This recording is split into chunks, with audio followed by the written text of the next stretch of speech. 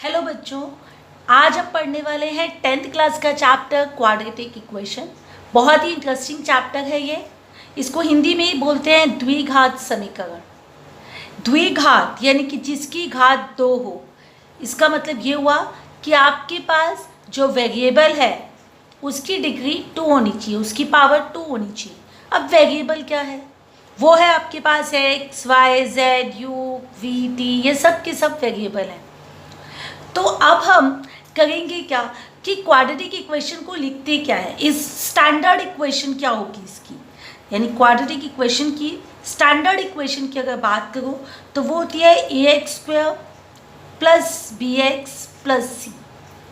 ठीक है, तो यहाँ पर एक एक्स स्क्वायर होगा, यानी कि आपके पास हाईएस्ट पावर 2 है, ये क्वाड्रेटिक हो गई। एक ही वेरिएबल आपके पास होगा।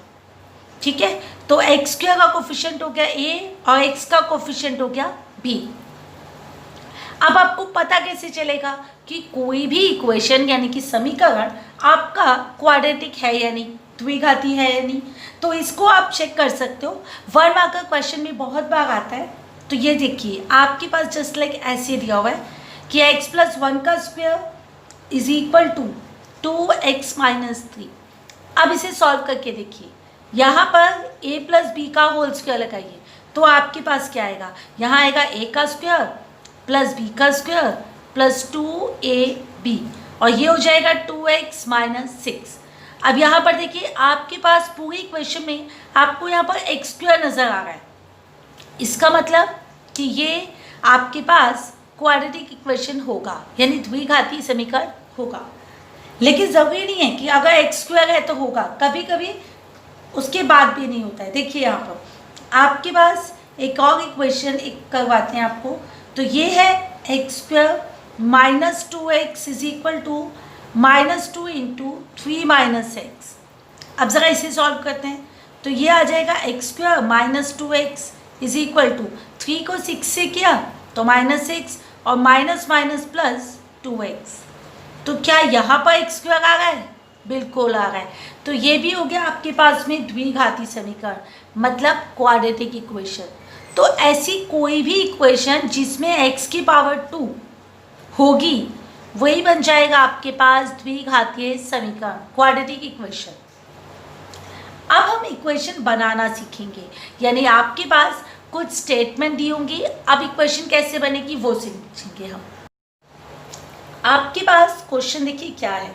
आपको उसने बोला है एक रेक्टेंगल है, ये देखिए, ये आपके पास एक रेक्टेंगल दिया हुआ है जिसका एरिया है आपके पास 528 मीटर स्क्वायर।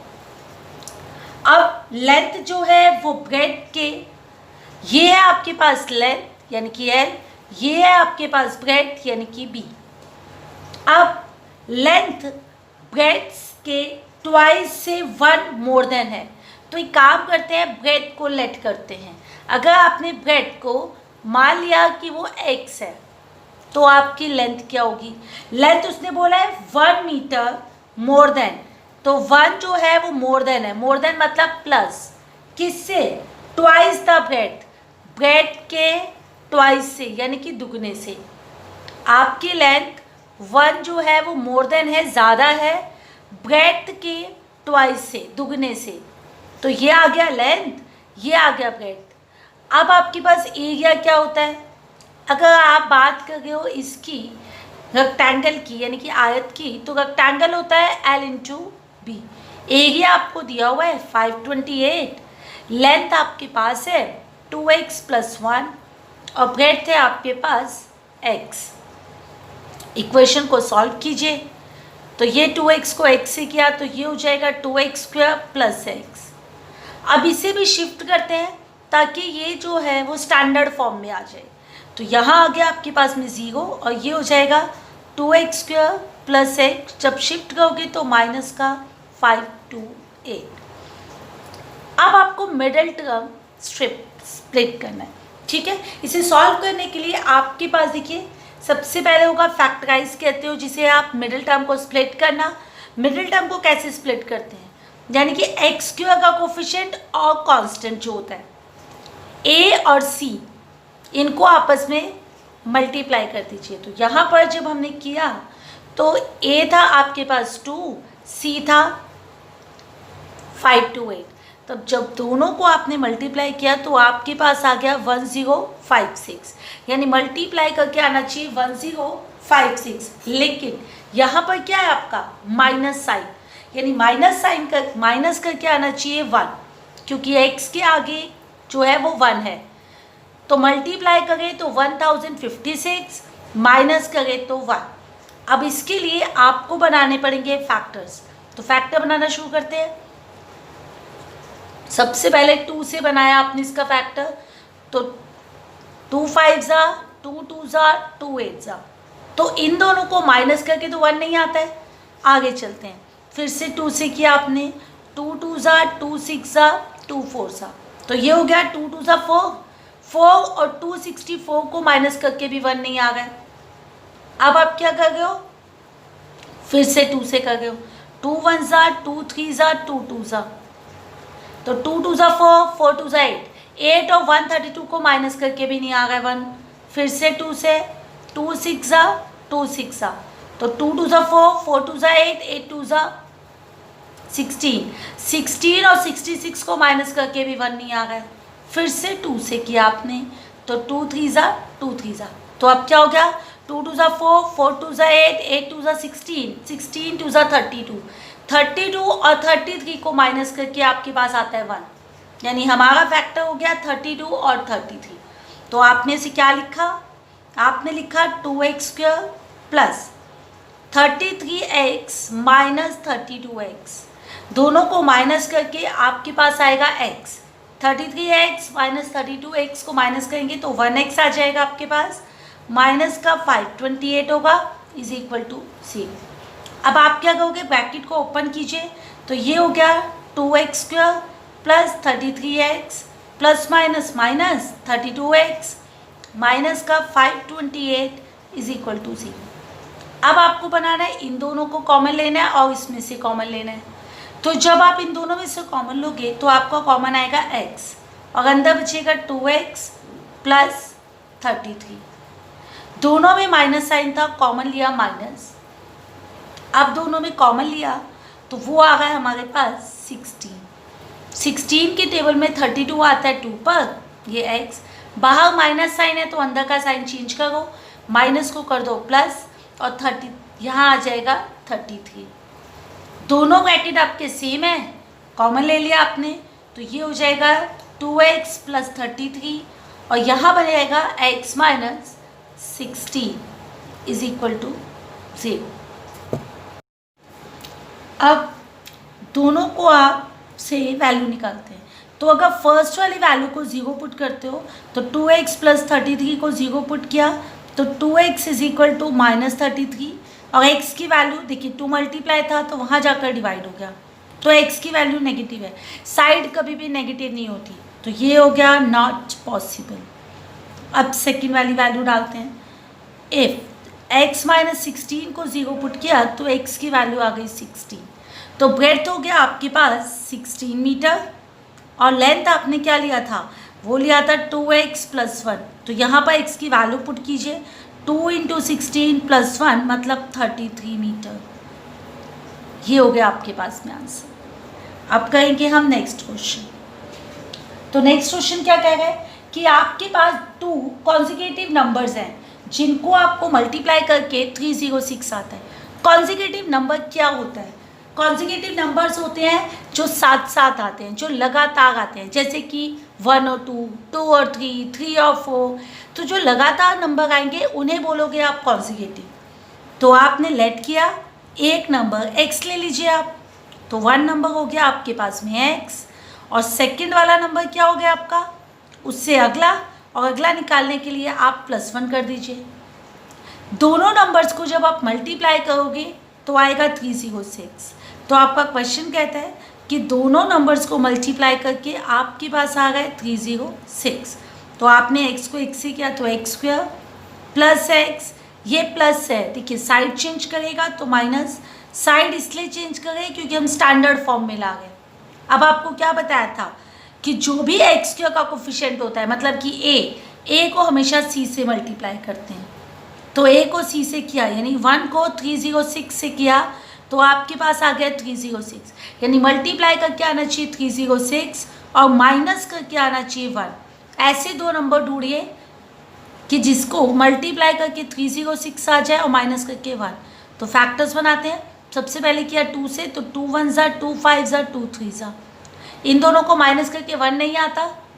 फिर से कीजिए 3 से, तो 3 5 ज़ा 3 1 ज़ा, तो 2 3 ज़ा 6 6 और 51 को माइनस करके भी 1 नहीं आता।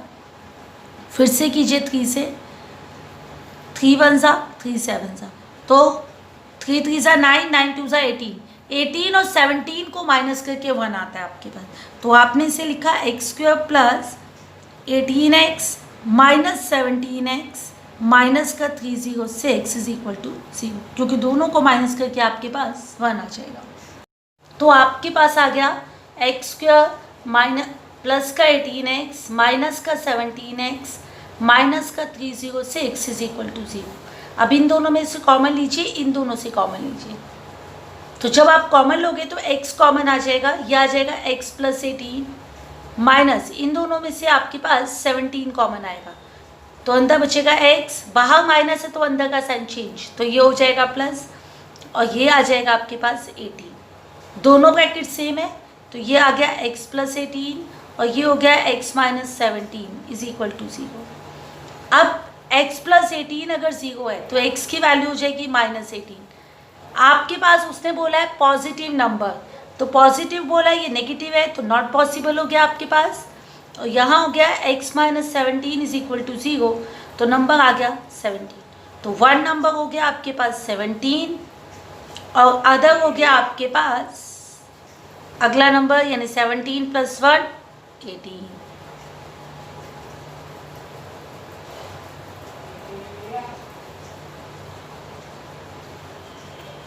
आपके पास नेक्स्ट क्वेश्चन है, Rohan's mother is 26 years older than him.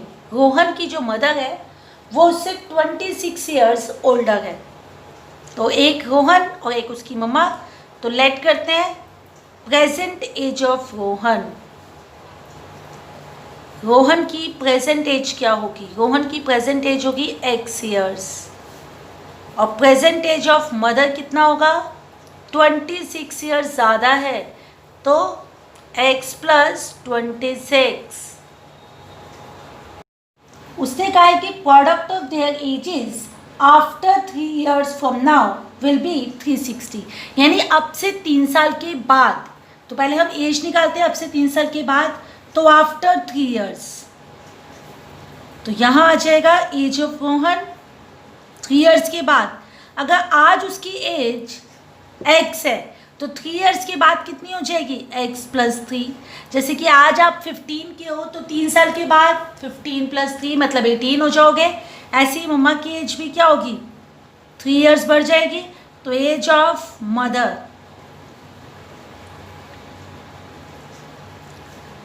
तो x प्लस 26 पहले से था, इसमें भी 3 ऐड किया तो ये हो जाएगा x प्लस 29 ईयर्स। अब दोनों की एज, रोहन और मदर की एज को मल्टीप्लाई करके आपके पास आ गए 360, तो ये हो जाएगा x प्लस 3 और दूसरा हो जाएगा x plus 29 is equal to 360। तो x को x से किया तो x², फिर x को 3 से किया 3x प्लस 29 को x से किया 29x और 29 3 सा ये हो गया आपके पास 87 इज इक्वल टू 360। अब 360 को शिफ्ट कर लोगे तो x² plus 32x plus 87 minus 360 is equal to 0।